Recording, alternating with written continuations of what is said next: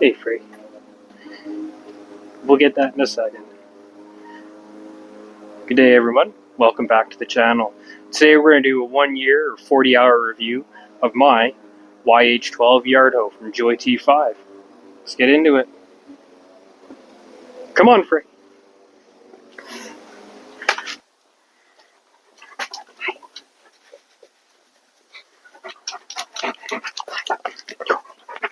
Oh, hi. You gonna help?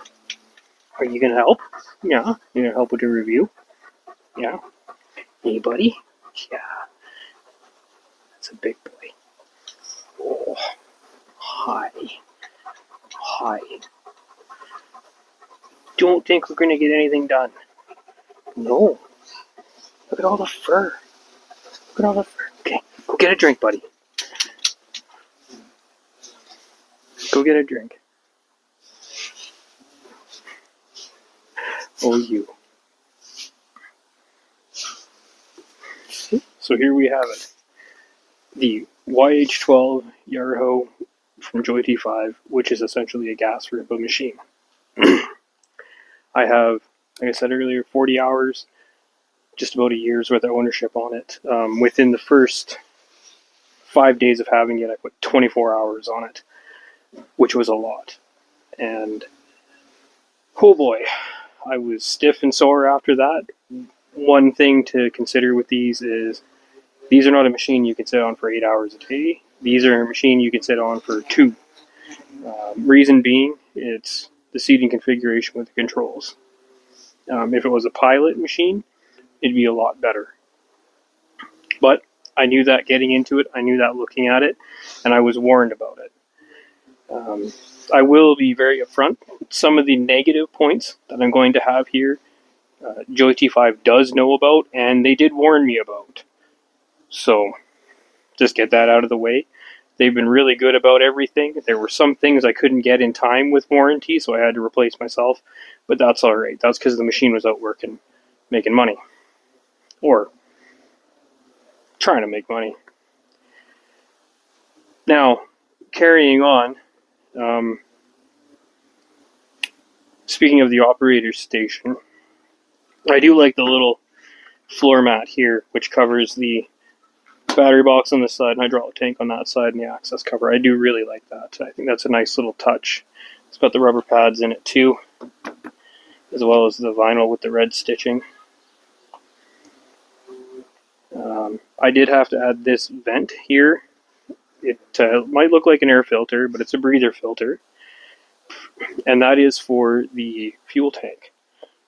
Because one of the things I noticed virtually right away was with the screw-on cap here,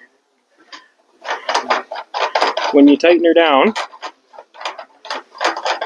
it doesn't vent, it doesn't breathe. And as the engine heats up and this compartment heats up, the fuel starts to vapor lock. So to combat that, I installed this little filter with a hose running down to an open, or a fitting that was blanked out in the fuel tank there. That's definitely helped keep the vapor lock out, and it helped with fuel flow as well, allowing everything to breathe. It does look kind of weird, but you know, that cost me $5 on Evil Bay there, like 10 years ago. Cheap fix gets rid of the problem. Heat is a big problem on these as well. Being it's an air-cooled Briggs, we got no airflow back here with the way the back is. I do have an electric fan. It's on the other side. I'll show you. It's not quite enough. Again, getting back to sitting on this for hours and hours and hours. Not something I would do. It has overheated on me. I did know it would do this. It's a known issue with all of the gas ones, and it's something to consider. keeping your time down to an hour tops, working it hard, hour, 2 hours, depending on the temperature. I wouldn't go any further than that because the whole system heats up, the hydraulics heat up, everything gets really warm to the point where you almost can't touch the cylinders if you keep working it past that, which, again, work it in moderation.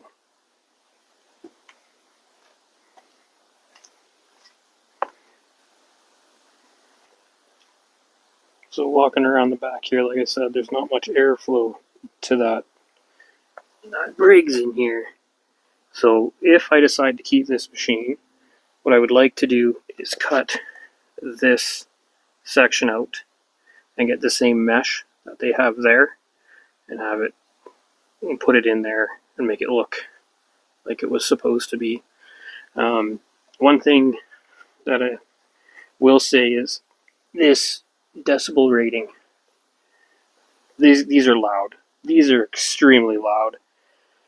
Like uncomfortably loud. You need to take that into consideration, when you think about where you're going to use this or for how long you're going to use it. Earplugs are a must, and keeping it away from tight spaces because the noise is reverberates back to you, which doesn't help. Gives you a headache right away. Coming around here. I don't know if you can see it in there. This is the fan I have. It's a 10-inch. It's a 10-inch Hayden, and I think I might have to go to a bigger one to get some proper airflow in there. Coming up, just like any of these older models, throttle, cable throttle, lights. This would have been for the quick hitch. I don't have it. And for the expandable undercarriage, which this machine doesn't have. Key, hour meter, voltmeter, access to the control bodies or the valve bodies for the sticks.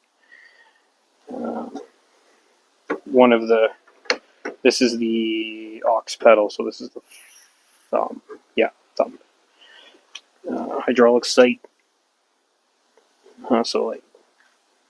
Batteries on the other side, hydraulic tanks under here, pull the cover off, and you're at it. I have a fixed undercarriage, and so mine does not expand. As you can see, it's all welded and fixed. That's all well and good. I like that. The blade needs a bolt-on cutting edge. As you can see from the edges, the rust marks there. I use the blade. It's quite handy, actually. This acts as a little mini, I'm going to say this very lightly, a mini dozer. But don't think you can push the world, because you can't. I also don't have the pivoting boom, and I also don't have a U-boom. So my cylinder's underneath, and my boom is fixed. I bought it like that on purpose, because it was only supposed to ever run the auger, and now I'm finding I'm doing other things, and this machine is not quite capable of those other things, but we'll talk about that later. Again, another decibel warning. Like, they're not kidding. This thing is loud. The warning here, falling off the excavator.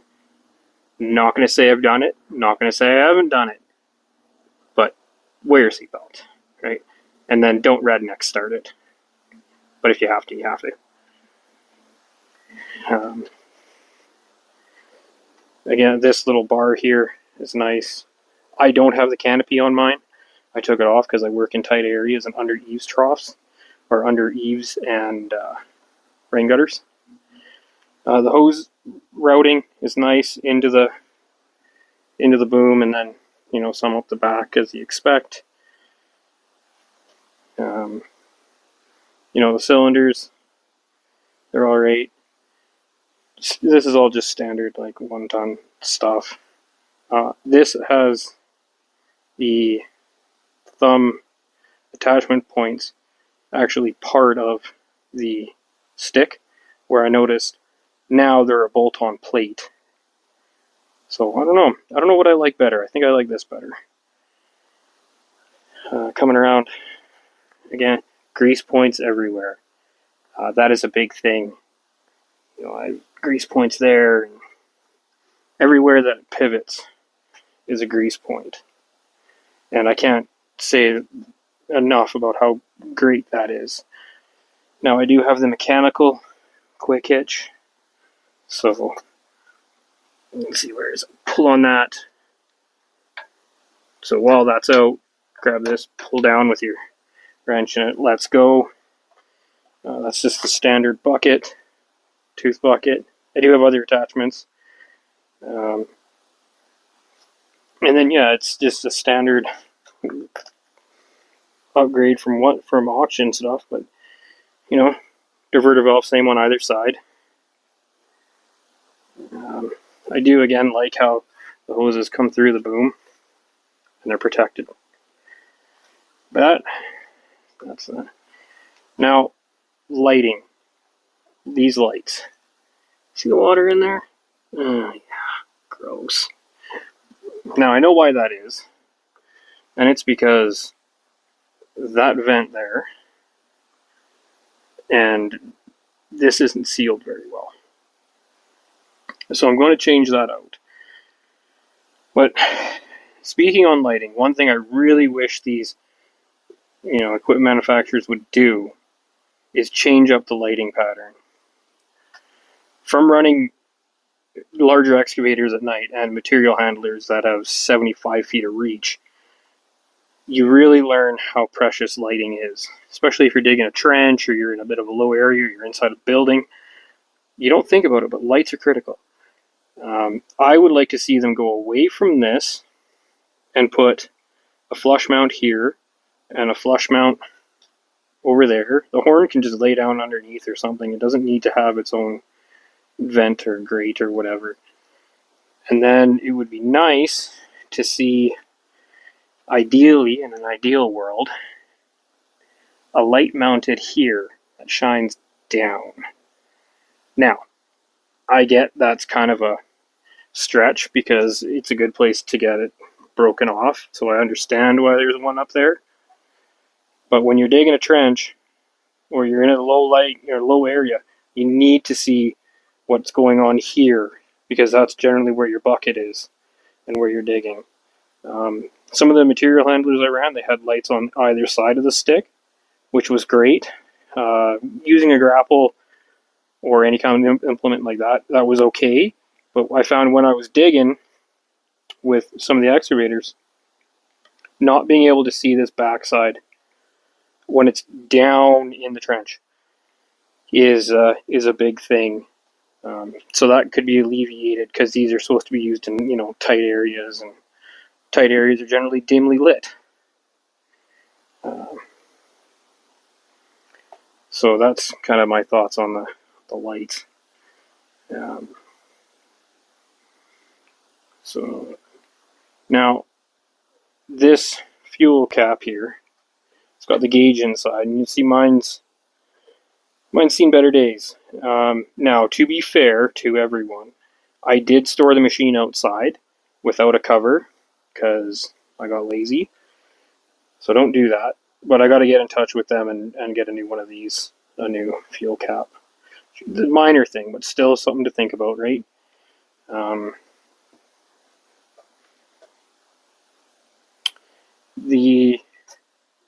Some of the paint I'm not really impressed with, right? Like if you look here, there's rust. Like it's not really the best paint. I think what I'm going to do is I'm going to clean this up, and I'll box liner the top half of this, because I realize that it's the rocks and everything that roll over. I did change all my grease fittings too to a standard style, like North American style grease fitting. You don't have to, but I did. Everything is changed out. I find it easier to service it like that.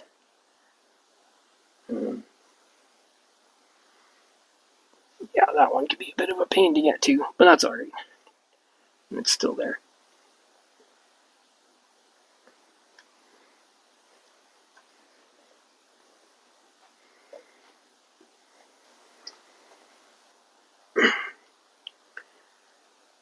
So with all that said and done, walk around, kind of review the good and the bad that I found after owning this.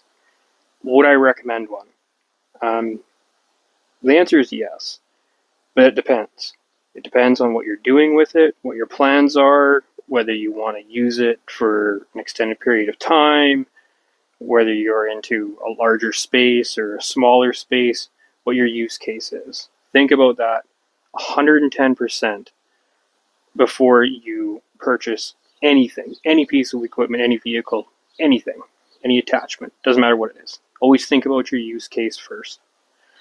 The other thing that to consider too is there are upgraded models of this. The replacement for this is the RIPA R10. It's a gas job.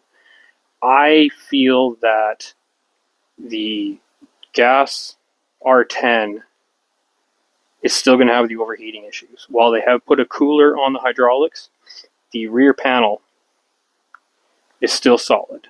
I'll find a picture of it. I'll put it over here somewhere. Not necessarily a fan of that. I think cooling is a big thing on an air-cooled engine. Airflow, airflow, airflow, airflow. If you're unsure, if you thought about it, you sat down, you jumbled all the numbers, and you thought about how you're going to use it, I would really recommend going to a diesel one. And that's where I'm headed. I'm headed to either the RIPA R13 or the RIPA R15. I've run both. And I definitely like the 15. The 15 is just a better machine. The reasons why I feel the R15 is a better choice in the long run for anybody looking to get into one of these is the fact that you can use your 1-ton attachments. It uses the same pin pattern. You can use the augers the same, the tilt bucket's the same, they're all the same. So if you started off with one of these or an R10 and you find it's not enough, you can sell it off or trade it in and go up to an R15 and keep all your attachments. That's a big thing, so you're not investing again and again. The other reason that I feel the 15 would be the way to go for someone is it's just that much bigger. It's more stable. It's technically a 1.5 ton. It's got a bigger blade on it and similar size boom. They do feel more planted, and the undercarriage on those is expandable right out of the gate. So that's a nice feature when you're digging away and you're starting to feel a little tipsy there. You just pop her up, expand the undercarriage, and drop it. Myself, it's not something that I need. It would be nice, but it's not something that I've ever needed. I bought this machine with a fixed undercarriage at 36 inches to get into gates, standard garden gates, and do fence post holes or post holes for decks or deck pad prep, things like that. That's what I bought this for, which is why personally I would lean towards the R13 because it keeps that 36-inch track width. So again, think about your use case. Think about what you're going to do. Dollars to donuts, the R13 and the R15 are very close. It's better to have more machine than not enough machine. If you're like an acreage owner or you're building a cabin out somewhere, whatever your use case is, in that regard, there are specific times that you need a smaller machine. But again, think about it and go from there. My recommendation at the end of the day, though, would be the 15. However, contrary to my recommendation, I'm leaning towards the 13, especially after the little project I just did with this, where this size of machine next to the garage fixing some drainage was just ideal. It was perfect. I couldn't have asked for more. So again, think about what you're going to use it for and make a decision from there. Contact the guys at JoyT5. They will help you determine what you're going to do. If you need some extra guidance or a little bit of different input, you can contact me as well, or they can contact me on your behalf, and we can kind of discuss it from there and see what recommendations we come up with. The other thing is attachments, and I'll show you the attachments I have and why I have. Alright, attachments. This is a conversation that everybody has, and nobody can give you a definitive answer. And there isn't a definitive answer. It all depends on what you're doing. Right now, these are my 3 most used attachments. So the standard tooth bucket, the 30-inch clean-out bucket, and the rake. I use the rake for breaking up the ground, that for doing your standard digging, a little bit of trenching, what have you, and this for doing, nice clean passes and moving a lot of material. I do have, back there somewhere, let's go take a look at it, it's the tilt bucket. Alright, so here we are, the tilt bucket for the 1 ton. Now this thing is way overbuilt and it's heavy. Not something I would recommend for somebody who's just learning how to run a piece of machinery or somebody that's got one of the gas jobs. It's just too dang heavy. Really, with the way it's built, with the 2 cylinders and the thick steel here and there and the nice pin, you could run this on like a 2 ton or a 3 ton and probably not kill it. Again, going back to the debate, gas, diesel, the diesel machine's weighing that much more, this becomes a lot easier to handle. So your R15 would be right at home with this. It'd feel stable. Your 13, it might start to feel a little light, but the R10 and then the YH12, this is heavy. You get it way out to the middle of the end of your reach, and you're trying to make a nice pass. It gets sketchy. You definitely feel it out there on the machine. And the last attachment I have is the auger. So I have a 6-inch bit and a 12-inch bit. That needs more fluting on it to be worth anything. What I find I do is I start with this bit, so I pilot with this one, and then I come back with that one. Again, the gas machine does not have the jam to push this down on its own. I do have to help it manually. The diesel machine, the 15, should be able to push this down on its own a lot easier and not have to have any help. So at the end of it all, my recommendation would be, if you're looking at one of these, buy everything as a package. It'll save you money in the end. Figure out what your use case is. I would lean towards the diesel. It's going to cost you more, yes, but you're going to get more out of it in the end. Not saying this is a bad machine by any stretch of the imagination. It's a great place to start. It's good if you only need it part-time, but if you're going to do any kind of long-term work with it, spend the money, get the diesel, and then if you have to sell it, you'll get your money back out of it. With that, that's the end, and we'll see you on the next one.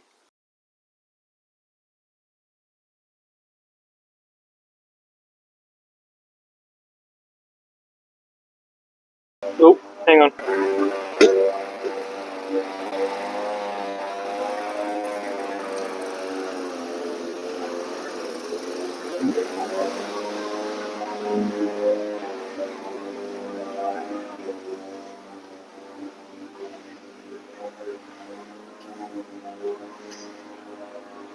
Welcome back to the channel, everyone.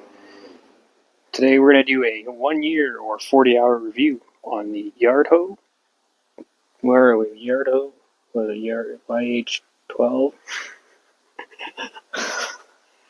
Can't even remember this crap anymore, and I own it. Holy... I need another Red Bull.